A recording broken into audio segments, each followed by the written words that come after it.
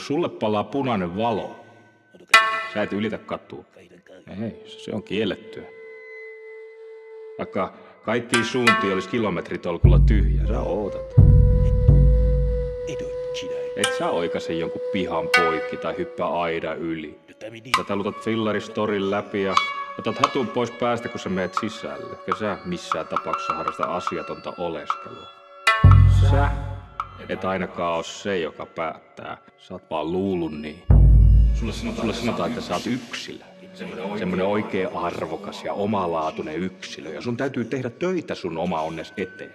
Kukaan muu ei tee valintoja sun puolestasi.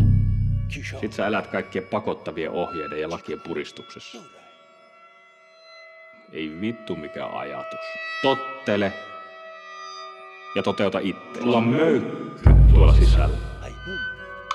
Et sä on vapaa missään. Et sä on mikään yksilö. Sä alat tajuta, mikä se sun paha olo on tuolla sun sisälläs ollut. Pitkään syyllinen olo. Sulle ei ole annettu rauhaa kuunnella ittees. Kaikki on kirjoitettu valmiiksi. Se on kirjoitettu sun paskakavereissa, virastotädeissä, televisiossa, lehdissä, vittu liikennemerkeissä. Sun pitää nyt kuunnella vaan muita. Mut hei, täällä sä määräät. Mä jätän sut nyt. Tee pahimpas. 野球物語物語